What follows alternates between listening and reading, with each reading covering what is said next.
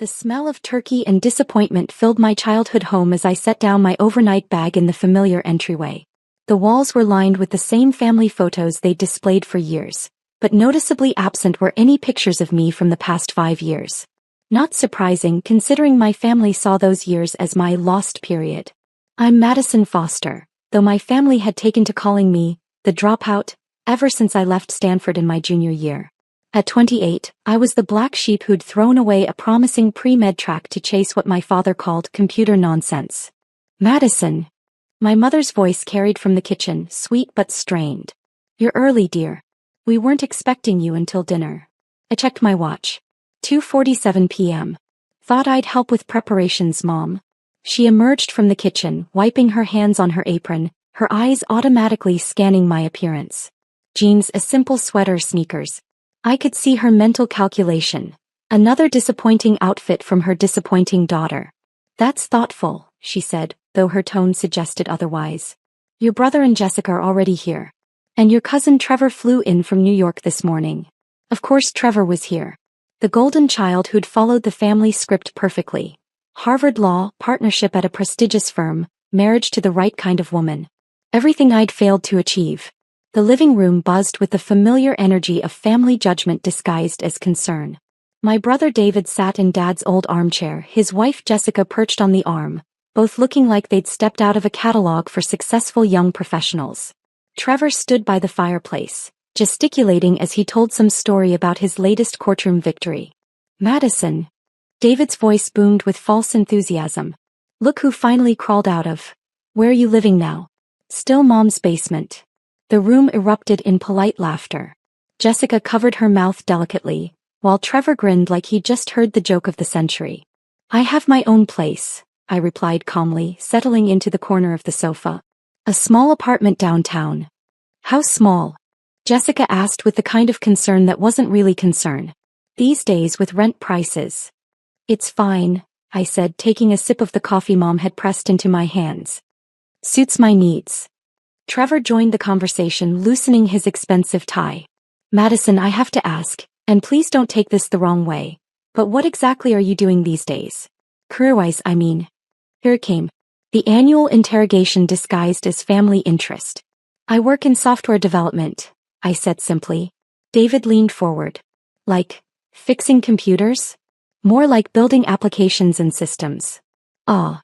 He nodded as if he understood, though clearly he didn't. Is there money in that? I mean real money. I thought about the 7-figure deals I'd closed in the past month, about the company valuation that had hit $2.8 billion last quarter, about the acquisition offers I'd been fielding from tech giants. But I just smiled. I get by. Dad emerged from his study, still wearing his reading glasses, holding what looked like financial documents. At 64, Richard Foster commanded respect in every room he entered. He'd built Foster and Associates into one of the region's most successful accounting firms, and he expected his children to follow similarly traditional paths to success. Madison, he nodded curtly. Good to see you. You too, Dad. He settled into his chair, the unofficial signal that serious family discussion was about to begin. Now that everyone's here, I thought we should discuss some family business. My stomach tightened. Family business discussions never went well for me. As you know, Dad continued, the firm has been growing steadily. David's been instrumental in expanding our corporate client base, and I'm proud to announce that he'll be taking over as managing partner next year. Everyone applauded appropriately. David beamed, Jessica squeezed his arm, and Trevor raised his coffee cup in a toast. That's wonderful news, Mom said, though she shot a quick glance at me. Both our children doing so well. The uncomfortable pause that followed was deafening. Well, Trevor said, clearly trying to fill the silence, 1 out of 2 isn't bad. More polite laughter. I maintain my smile, used to being the punchline. Madison, Dad's voice took on that tone I remembered from childhood lectures. I've been thinking about your situation. It's not too late, you know. Dr. Patterson's son is doing very well in medical device sales. I could make a call, get you an interview. That's kind of you, Dad, but I'm happy with my current work. David snorted. Happy. That's what people say when they've given up on success. David, Mom warned gently. No, Mom, someone needs to say it. David stood up, warming to his theme. Madison had everything handed to her. Stanford pre-med track, full family support. And she threw it all away for what? To play with computers in some basement apartment. I don't live in a basement, I said quietly. Might as well, Jessica chimed in. I mean, what kind of future is there in whatever it is you do? Trevor nodded sagely. The tech bubble always bursts eventually. Remember the dot-com crash? Madison, you need to think long-term. Build something stable like David has. I looked around the room at their concerned faces, their absolute certainty that they knew what was best for me. 5 years of this. 5 years of being the family disappointment while I built something they couldn't even comprehend.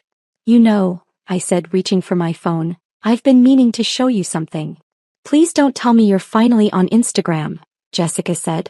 Social media isn't a career, Madison. I ignored her, scrolling through my messages until I found the one I was looking for. My publicist sent this earlier. I haven't had a chance to look at it yet. Publicist. Dad's eyebrows rose.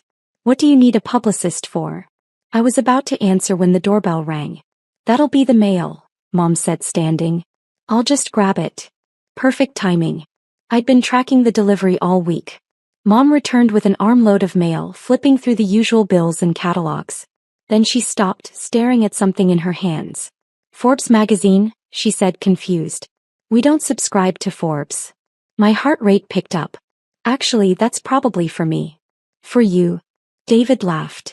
What could Forbes possibly want with? He stopped mid-sentence as Mom held up the magazine. There, on the glossy cover, was my face.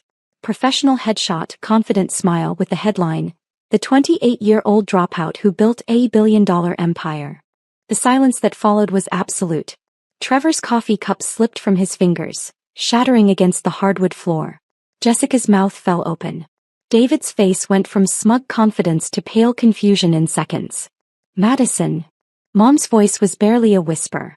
Is this you? I stood up, walking over to take the magazine from her trembling hands. Yeah, Mom. That's me. The cover photo showed me in the sleek conference room of Nexus Dynamics, the company I'd built from nothing in my basement apartment. The tagline read, "How Madison Foster revolutionized cloud computing while her family thought she was failing."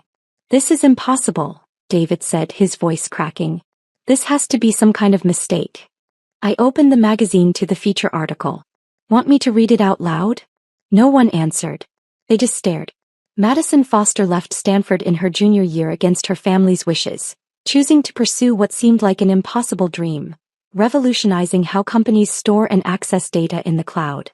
5 years later, her company Nexus Dynamics has a valuation of $2.8 billion and contracts with 40% of Fortune 500 companies. Trevor sank into the nearest chair. Nexus Dynamics. I've heard of Nexus Dynamics. They handle data security for half the law firms in Manhattan. Foster's journey began in a 400-square-foot apartment she rented with her life savings. I continued reading. Working 18-hour days, she developed proprietary algorithms that would eventually become the foundation of the most secure cloud storage system in the world. Dad removed his glasses, cleaning them repeatedly. Madison, I don't understand. If this is true, why didn't you tell us? I closed the magazine, meeting his eyes. Would you have believed me? The question hung in the air like smoke. Last Christmas, I continued, when I tried to explain what I was working on, you told me to stop living in fantasy land. 2 Thanksgivings ago, when I mentioned my company had signed its first major client, you suggested I see a therapist about my delusions of grandeur. Jessica found her voice. But you dress so simply. You drive that old Honda. You live in that tiny apartment. Because that's all I need, I said. Success isn't about showing off. It's about building something meaningful. David was scrolling frantically through his phone. This says your company just acquired 2 competitors for $300 million each. Last month, I confirmed. We're expanding into Europe next quarter. Trevor looked up from his own phone, his face pale. Madison, it says here that you're worth more than all of you combined, I finished gently. Yes. Mom sank into her chair, still staring at the magazine cover. Sweetie, why didn't you share this with us? We're your family. I thought about all the family dinners where I'd been ignored or mocked. All the times they'd assumed I was failing without asking how I was actually doing. All the years of being treated like the family disappointment. Because, I said carefully, Sharing requires trust. And trust requires people to listen without judgment. Dad was reading the article now, his face cycling through emotions I'd never seen before. It says you employ over 800 people. That you've revolutionized data security for government contracts. The Pentagon is my biggest client, I said. We handle classified information storage for 3 branches of the military. The room fell silent again. Outside, I could hear neighborhood kids playing in the leaves, their laughter a stark contrast to the stunned quiet inside. Madison, Trevor said slowly, I recommended Nexus Dynamics to my firm 6 months ago. You've been handling our most sensitive case files. I nodded. I know. I saw your name on the client list. You knew and you didn't say anything? Would it have changed how you treated me? He had no answer for that. Jessica was still scrolling through her phone. There are articles about you in TechCrunch, Wall Street Journal, Harvard Business Review. Madison, you're famous. I'm successful, I corrected. There's a difference. David stood up abruptly, pacing to the window. This doesn't make sense. If you're worth billions, why do you live like what? Like someone who doesn't need to prove her worth through material possessions. He turned back to face me. But the apartment, the car. The apartment is 5 blocks from my office. The car is reliable and efficient. I own what I need, not what impresses people. Mom was crying now, quiet tears streaming down her face. Oh, Madison. What have we done? You assumed, I said softly. You looked at external appearances and made judgments without asking questions. Dad closed the magazine carefully. The article mentions your philanthropy work. A foundation for underprivileged students. The Foster Education Initiative, I said. We've provided full scholarships to 200 students so far. Kids who want to pursue non-traditional paths but don't have family support. The irony wasn't lost on anyone. Trevor cleared his throat. Madison, I owe you an apology. We all do. Do you? I asked. Or are you just sorry because now you know I'm successful by your definition? He flinched. That's fair. I walked to the window where David stood, looking out at the neighborhood where I'd grown up feeling like I never quite fit in. 5 years ago, I said, when I left Stanford, I tried to explain my vision to all of you. I tried to share my excitement about what I was building. But every conversation ended with you telling me I was making a mistake, that I was throwing my life away. We were trying to protect you, Mom said through her tears. From what? From following my passion? From building something revolutionary? From success? Dad stood up, walking over to where I stood. Madison, I don't know what to say. We've been terrible to you. I turned to face him. Not terrible. Just blind. How can we make this right? I thought about that question. Could this be made right? Could years of dismissal and mockery be erased by one magazine article? You can start, I said, by understanding that success comes in many forms. That intelligence isn't measured by following traditional paths. That sometimes the person you think is failing is actually succeeding beyond your comprehension. Jessica spoke up hesitantly. The article mentions you're working on something new. Some kind of quantum computing project. For the first time all day I smiled genuinely. Quantum data storage. If successful, it'll make current cloud computing look like dial-up internet. And you're doing this yourself? David asked. With a team of the brightest minds in the industry. Most of them also college dropouts, actually. Trevor laughed, but it was different now. Not mocking but amazed. Of course they are. There's something else, I said, reaching for my phone. Something I haven't told you. They waited, probably wondering what other bombshells I might drop. MIT called last week. They want to offer me an honorary doctorate. Harvard too, actually. And Stanford wants me to give the commencement speech next year. Mom started crying harder. Oh, sweetie. We've been such fools. You've been protective parents, I said gently. Misguided, maybe, but your intentions came from love. Dad picked up the Forbes magazine again, staring at my photo. You look confident here. Happy. I am happy. I love what I do. I love the problems I solve, the team I work with, the impact we're making. And we almost convinced you to give it up, he said quietly. He tried. But some dreams are too big to abandon, even for family approval. The silence that followed wasn't uncomfortable this time. It was contemplative, heavy with realization and regret. Madison, David said finally, would you tell us about your company? Really tell us?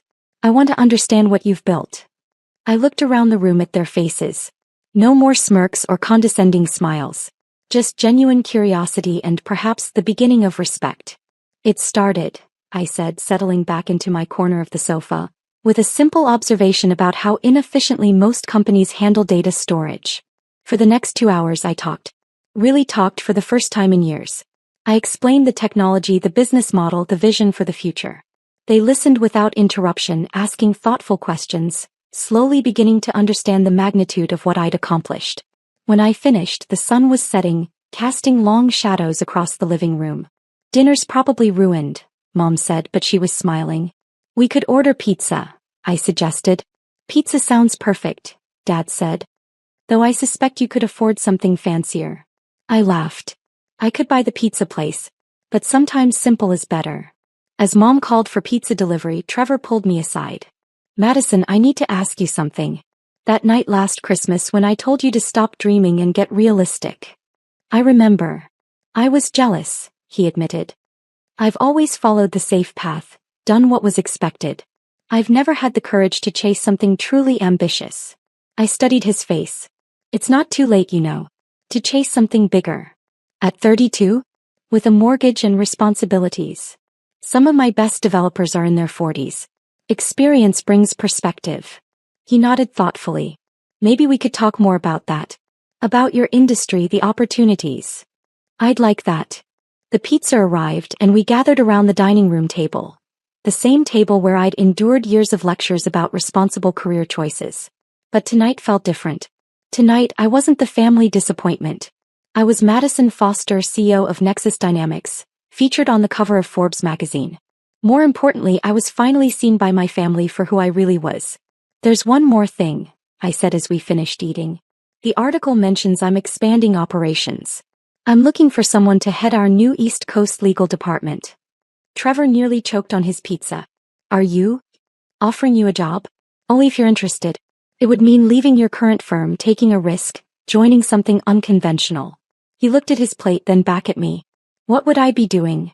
Helping to write the legal framework for technologies that don't exist yet. Negotiating contracts with governments and corporations. Building something from the ground up. That sounds... He paused, terrifying and amazing. Most worthwhile things are.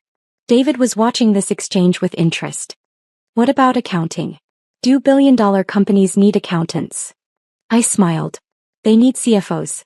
People who understand both traditional finance and the unique challenges of scaling a tech company rapidly. Are you offering me a job too? I'm offering you the chance to help build something revolutionary.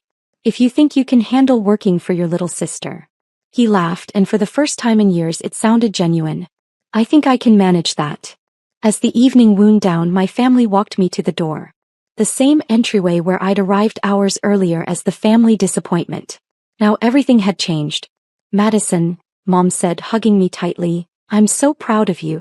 Not because of the money or the magazine covers, but because you had the courage to follow your vision when no one believed in you.